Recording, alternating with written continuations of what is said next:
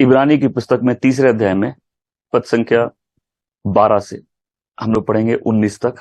हे भाइयों, चौकस रहो कि तुम में ऐसा बुरा और अविश्वासी मन ना हो जो जीवित परमेश्वर से दूर हटा ले जाए।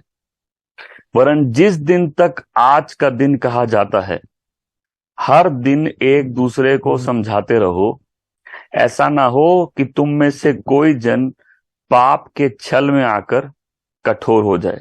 क्योंकि हम मसीह के भागीदार हुए हैं, यदि हम अपने प्रथम भरोसे पर अंत तक दृढ़ता से स्थिर रहे। जैसा कहा जाता है, यदि आज तुम उसका शब्द सुनो तो अपने मन को कठोर ना करो, जैसा कि क्रोध दिलाने के समय किया था। भला किन लोगों ने सुनकर भी क्रोध दिलाया? क्या उन सब ने नहीं जो मूसा के द्वारा मिस्र से निकले थे? और वह 40 वर्ष तक किन लोगों से क्रोधित रहा? क्या उन्हीं से नहीं जिन्होंने पाप किया और उनके शव जंगल में पड़े रहे? और उसने किन से शपथ खाई कि तुम मेरे विश्राम में प्रवेश न कर पाओगे? केवल उन्हें जिन्होंने आज्ञा ना मानी। इस प्रकार हम देखते हैं कि वे अविश्वास के कारण प्रवेश ना कर सके। तो वचन क्या कहता है कि हम अपने मन को चौकस रखे, सावधान रहे कि ऐसा बुरा और अविश्वासी मन हम में ना हो, इवल एंड अनबिलीविंग हार्ट, कि हम जीवित परमेश्वर से दूर हो जाए।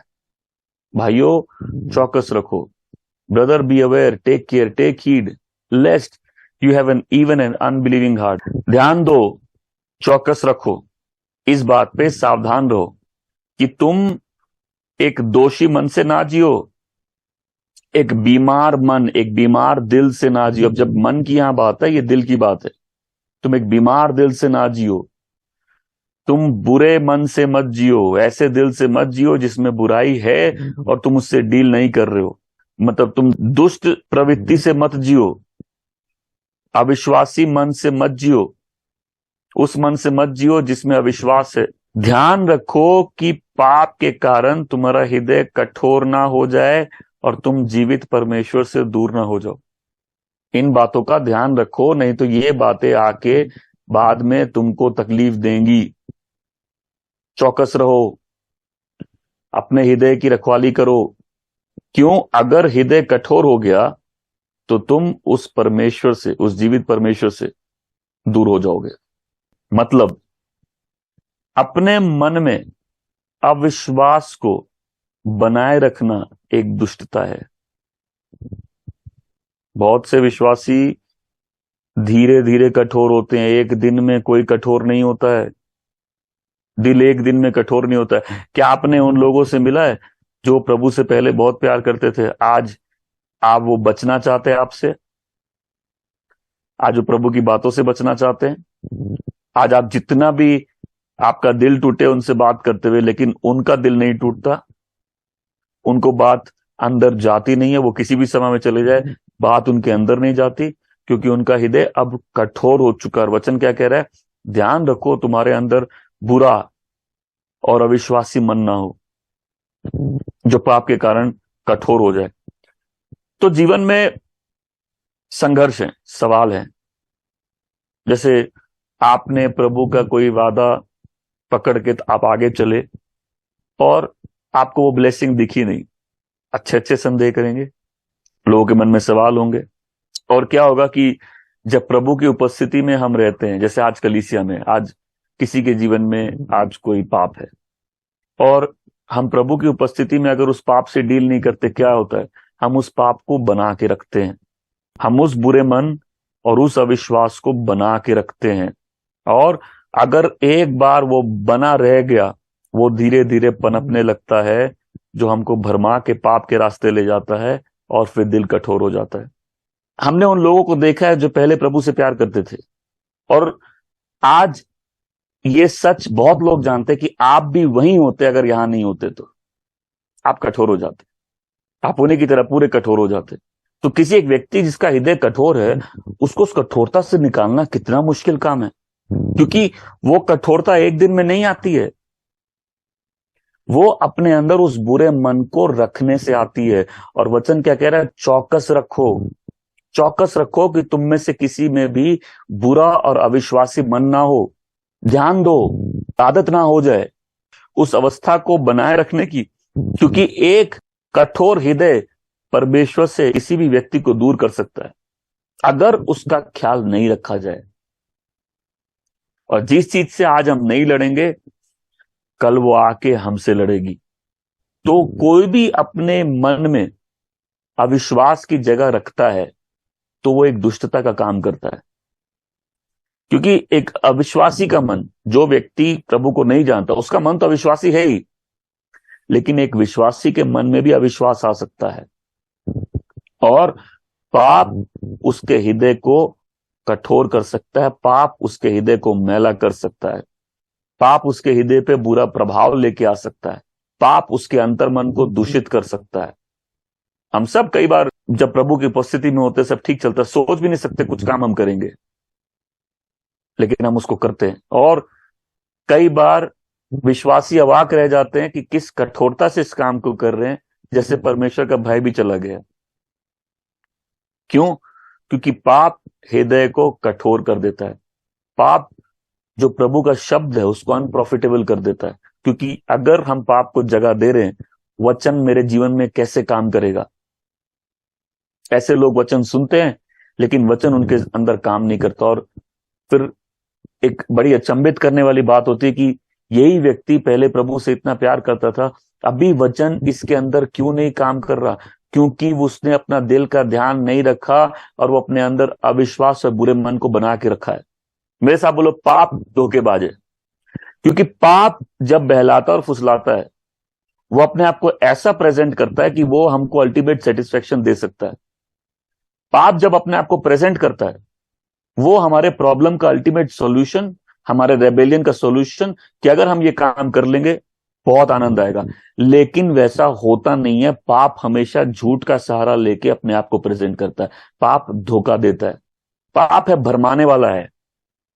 वो परमेश्वर के अनुग्रह से, परमेश्वर के प्रेम से हमको पहले दूर लेके आता है और फिर हमसे झूठ आश्वासन देके वो करवाता है जिससे हमको लगता है कि नहीं, यह अभिलाषा पूरी होने से हमको वो संपूर्ण आनंद मिल जाएगा, लेकिन जो मिलता नहीं है। और हमारे विचार, हमारा दिल परमेश्वर के अनुग्रह, उसके प्रेम से दूर हो जाता है। हम भूल जाते उसने हमारे लिए क्या किया और हम उसके कैसे कर्जदार हैं। जब हमारा हृदय विनम्र होता है, प्रभु के प्रति दिल कैसे धन्यवादी होता है, धन्यवाद से भरा होता है कि उसने हमको क्या उद्धार दिया, कैसे बचाया हमको। लेकिन जब हमारा हृदय कठोर होता है, हम भूल भी जाते हैं प्रभु ने क्या किया हमारे लिए। हम भूल भी जाते हैं उस ग्रेट सैल्वेशन को जो परमेश्वर ने हमको दिया। तो जब ये अविश्वास मन में आता है, तो परमेश्वर के वचन के प्रति भी अविश्वास आ जाता है। और हवा ने भी तभी पाप किया जब परमेश्वर के वचन पर विश्वास किया, और शैतान ने उसको बर्बाद दिया। तो जब पाप के जाल में कोई व्यक्ति फंस जाता है, उसको उस समय तो वो बड़ा अच्छा लगता है, लेकिन बाद में उसके फल अच्छे नहीं होते।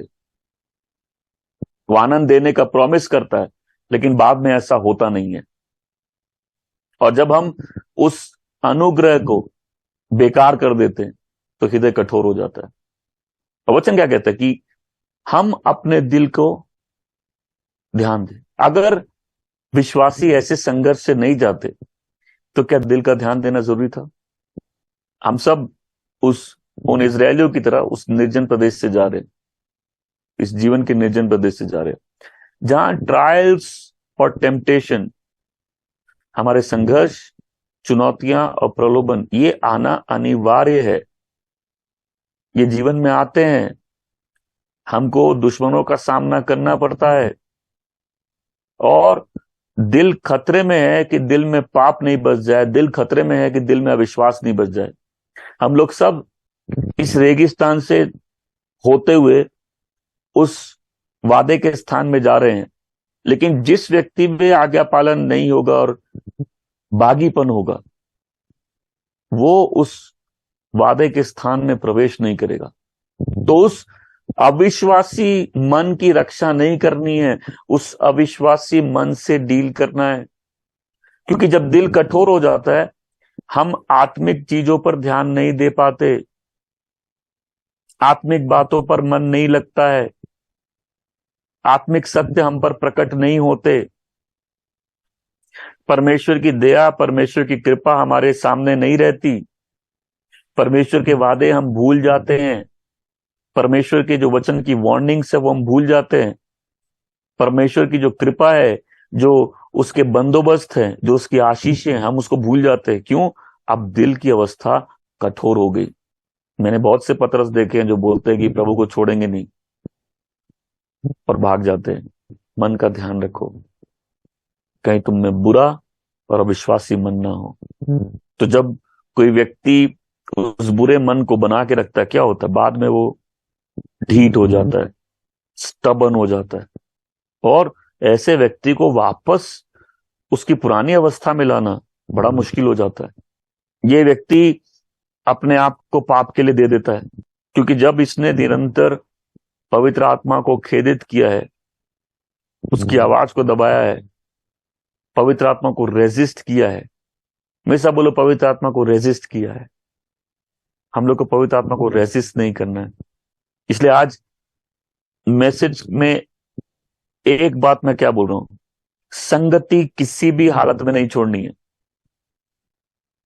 और पिछली बार भी इब्रानियों से एक मैसेज था, मैंने क्या बताया था? उन लोगों का हाल देखिए जिन्होंने संगति छोड़ी है। ये ऐसा कोई क्लेम नहीं है कि इसी चर्च में आपको ब्लेसिंग मिलेगी, नहीं।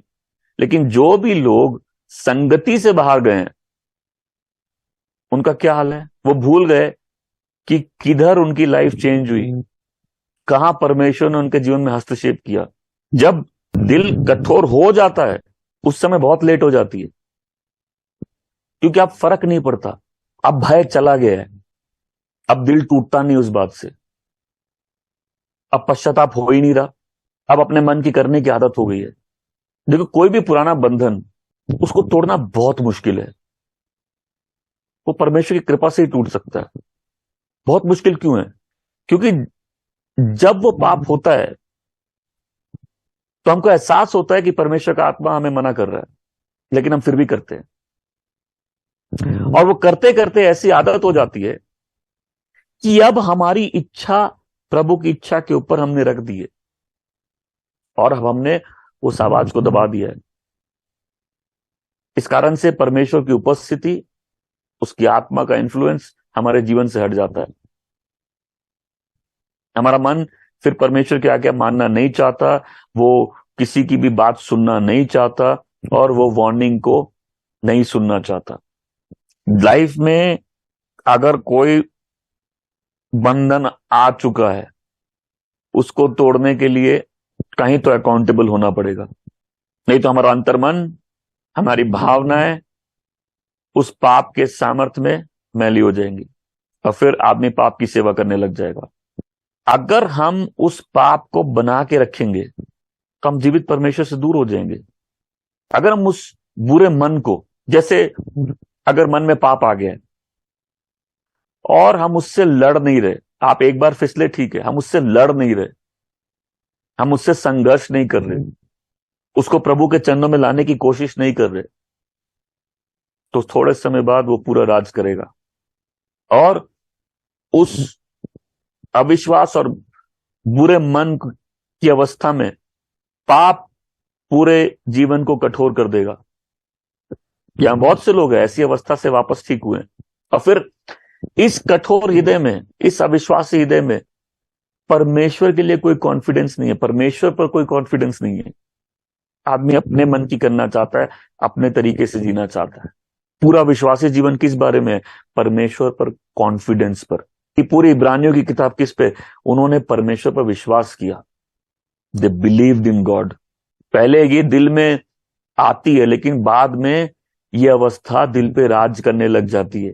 इसलिए बोल रहा, अविश्वासी को तो पूरा दिल अविश्वासी है, लेकिन विश्वासी के दिल में अविश्वास आ सकता है। उसको बना के रखना एक पाप को जन्म देने जैसा है, वो एक कठोरता है।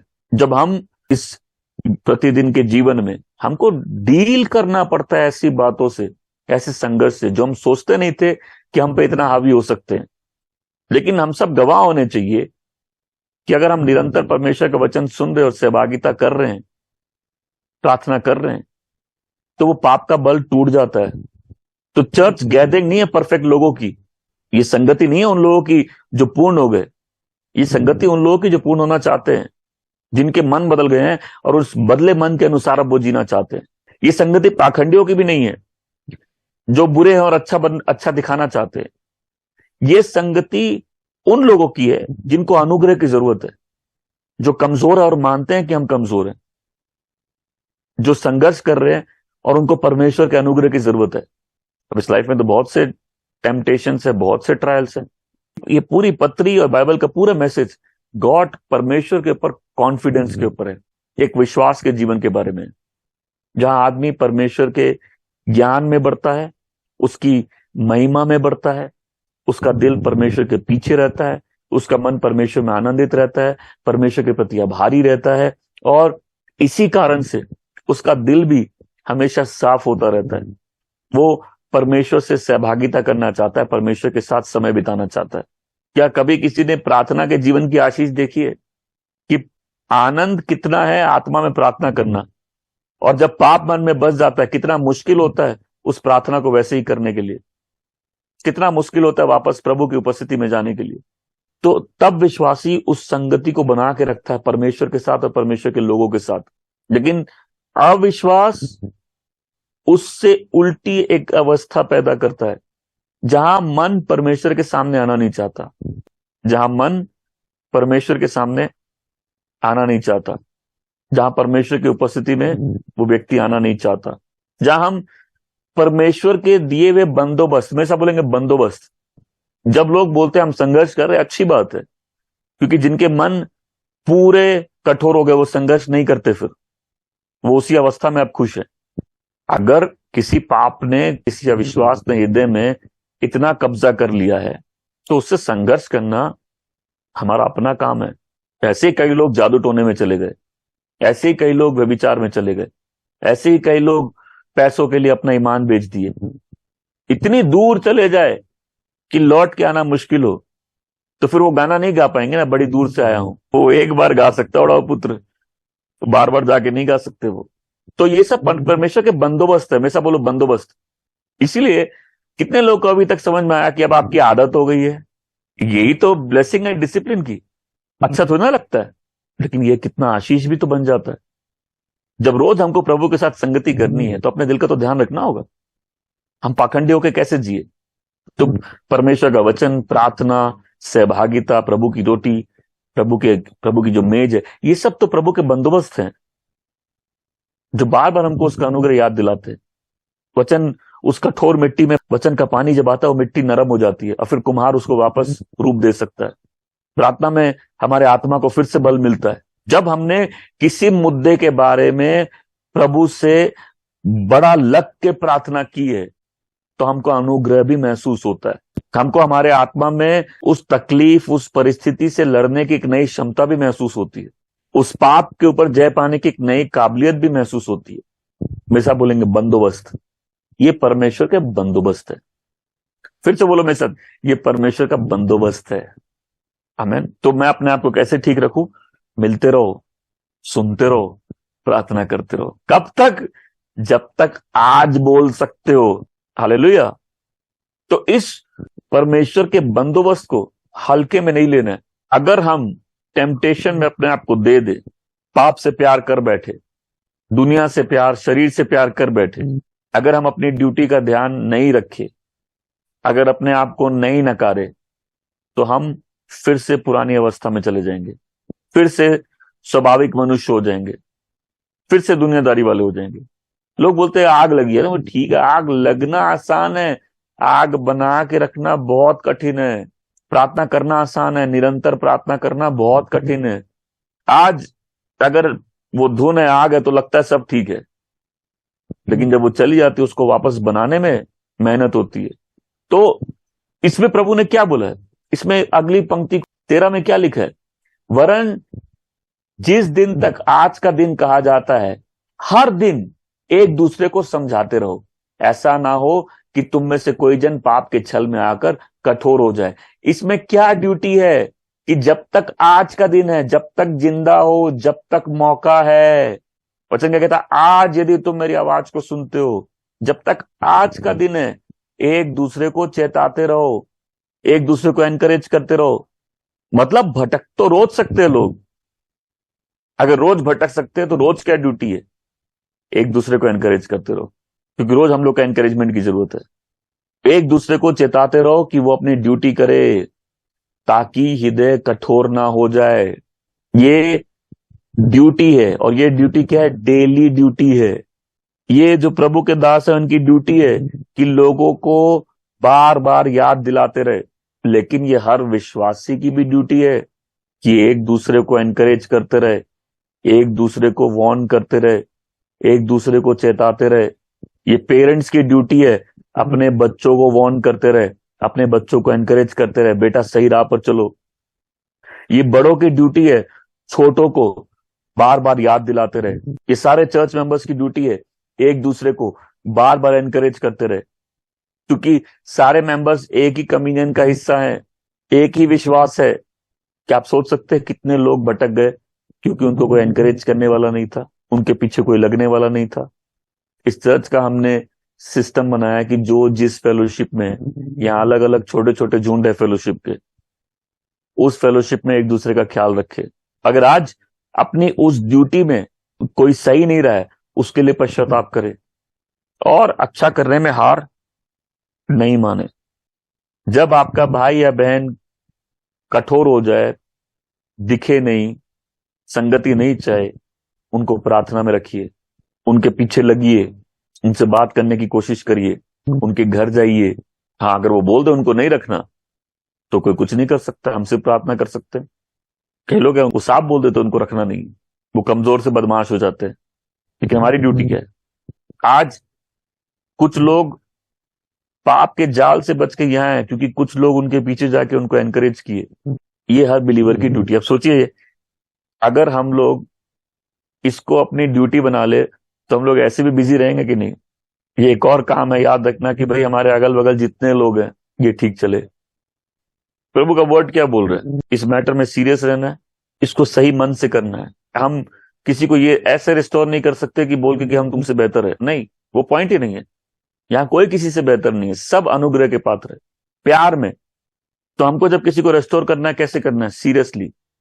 अब मेरा मन कब ब्रेक हो जाता है, कब टूटता है? जब कोई सारे कनेक्शन बंद कर देता है, जब कोई बोलता बात ही नहीं करनी, जब कोई सारे रास्ते बंद कर देता है, फिर समय आता है उस व्यक्ति को उसके हाल पे छोड़ने का, क्योंकि जबरदस्ती किसी के साथ नहीं कर सकते। और यहां जब एक दूसरे को चेताने की बात हो रही है, तब तक हो रही है जब तक लेट ना हो जाए। अब जब तक पाप दिल को कठोर ना कर दे, अगर पाप दिल को कठोर कर देता है तो आदमी भरमा जाता है। हम लोग में से किसी को भी उद्धार इसलिए नहीं मिला कि हम परफेक्ट है। हम सब ने यीशु को ओढ़ा है, वही हमारी धार्मिकता है, वही हमारी कवरिंग है, वही हमारी भरपूरी है, उसी के लहू से हम साफ किए हुए हैं। आमेन। इसको सही स्पिरिट में करना है, सीरियसली करना है, इसको प्यार से करना है, इसको प्रार्थना के साथ करना है, इसको निरंतर करना है और एक अर्जेंसी के साथ करना है। क्योंकि अगर पाप दिल कठोर कर दिया और वो जड़ पकड़ लिया तो देरी हो जाती है। तो आज हम लोग क्या चीज कर सकते हैं? अगर किसी की ऐसी अवस्था है तो क्या कर सकता है? नंबर 1, उस चीज की जड़ पे जाओ, उस अवस्था की जड़ पे जाओ। क्योंकि जब तक हम ऊपरी पश्चाताप करेंगे वो ठीक नहीं होगा। उस अवस्था की जड़ पे जाना है। गुस्सा है तो क्यों आ रहा है? गलत संगति है तो किस चीज के कारण है? क्या अकेलेपन के डर से हम गलत संगति में जा रहे हैं? एक चीज जो आज के समय में बताना चाहता हूं, ध्यान दे के इधर सुनेंगे। अकेलापन, आई मीन, उदाहरण के तौर पे इस अकेलेपन से बहुत लोग संघर्ष करते हैं। जिनकी शादियां नहीं हुई वो संघर्ष कर रहे हैं अपनी इच्छाओं के कारण, जिनकी हुई है वो कर रहे हैं, अगर आपस में तालमेल ठीक नहीं है तो। जो अलग हो गए वो कर रहे हैं, जो विधवा हो गए वो कर रहे हैं। तो अकेलापन से कोई संघर्ष कर रहा है तो उसको प्यार चाहिए। अब कई लोग उस प्यार की खोज में गलत रास्ते चले जाते हैं। तो जिस रास्ते आप जा रहे हो, आप उस रास्ते जाने के लिए पश्चाताप कर रहे हो, लेकिन अगर आप उसकी जड़ पे जाओगे तो आप देखोगे ये अकेलापन है जिसको भरने के लिए हम गलत जाते हैं। फिर आप प्रेयर क्या करोगे? प्रभु हमको अनुग्रह दीजिए अकेले चलने के लिए। फिर आप प्रेयर करोगे, प्रभु सही दोस्त, सही लोग मेरे लाइफ में भेजिए। जब आदमी जहां वीक होता है उसको ग्रेस चाहिए, राइट? कई लोग गलत रिलेशनशिप में जाना नहीं चाहते। क्यों जाते हैं? उनको प्यार चाहिए, उनको अकेलापन महसूस होता है। तो अब हम बार बार जा रहे हैं और बार बार पश्चाताप कर रहे हैं, तो ये पश्चाताप का सिलसिला तो चलता रहेगा जब तक हम ये प्रेयर ना करना चालू करें, प्रभु इस अकेलेपन की अवस्था में मेरी मदद करिए, मुझे अनुग्रह दीजिए। वहां मन बनाना होगा कि ठीक है, अगर किसी को यह एहसास होता है कि यह अवस्था तो जिंदगी भर बनी रहनी है, इस फैक्ट को एक्सेप्ट करना होगा, उसी में ब्लेसिंग खोजनी होगी, अपनी लाइफ वैसे ही एडजस्ट करनी होगी।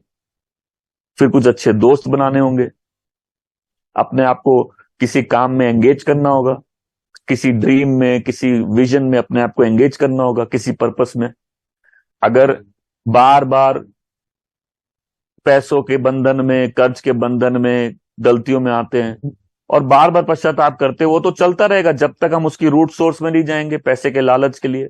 प्रभु हम अपने लालच के लिए क्षमा मांगते हैं, हमको अनुग्रह दीजिए, हमारे पास जितना हम उसमें जी सके। तो जो भी आपके संघर्ष है, जब तक आप उसकी जड़ में नहीं जाओगे तब तक वो संघर्ष ठीक कैसे होगा? तब तक तो बार बार हम वहीं गिर रहे हैं, बार बार उसी चीज के लिए पश्चाताप कर रहे हैं। अब किसी के लिए जीवन भर की अवस्था नहीं है, लेकिन उसको ये देखना है कि अगर हम अपने मन की कर भी रहे तो हमको मिल क्या रहा है। अगर हम गलत संगति में जा भी रहे हैं तो क्या वो संगति, क्या वो दोस्ती, क्या वो रिश्ता मेरे मन को वो सुख दे पा रहा है? नहीं दे रहा। तो अपना मन बनाना होगा कि इस इच्छा को हम गलत ढंग से पूर्ति नहीं करेंगे। अगर पैसे की कमजोरी है तो माइंड इतना ढीठ हो चुका है कि उसको लगता है कि पैसे ले लो प्रॉब्लम सॉल्व हो जाएगी, पैसे ले लो, लेकिन क्या लेने के बाद लाइफ ठीक हो जाती है कि पहले से और ज्यादा खराब हो जाती है। फिर जो कर्ज में रहता है उसको शर्मिंदा होना पड़ता है, उसके जीवन में बंधन रहते हैं। जो भी हमारे संघर्ष है, हम क्या कर रहे नहीं, हम क्यों कर रहे हैं ऐसा? कोई गुस्सा है, नाराज है बार बार, और अब बार बार पश्चाताप कर रहे हो कि मेरे को गुस्सा आ रहा है। किस लिए आ रहा है वो तो सोचो। कौन सी चीज तुमको तंग कर रही है जिसके कारण तुम बार बार नाराज हो? उस चीज से डील करो, उसकी जड़ पे जाओ। क्योंकि कब तक ऊपर से काम होंगे? जब तक ऊपर से काम होंगे कभी भी पाप पे जा ही नहीं पाएंगे। हमको ये देखना है, चलो हमने अपने मन की कर ली, वो कोई भी पाप हो, व्यभिचार हो, कोई भी पाप हो, क्या उसने मन को शांति दी? क्या उसने मन को पूर्ति दी? कि उसने परमेश्वर के साथ रिश्ता खराब किया, उसने हालात वापस मुश्किल कर दिए? तो प्रार्थना क्या होती फिर? कि प्रभु हमको अनुग्रह दीजिए। फिर मन बनाना है। मन कैसे बनाना है? कि हमको इस अवस्था में रहने के लिए प्रभु का अनुग्रह चाहिए। फिर हम कॉस्ट काउंट करें कि हम अपने आप को नकारेंगे, क्रूस उठाएंगे, प्रभु के पीछे चलेंगे। हालेलुया। तो अगर दिल पाप के कारण कठोर हुआ तो सबसे पहले उसकी जड़ पे जाना है। नंबर 2, हमारा अंतर्मन परमेश्वर के वचन से सीखने के लिए तैयार हो।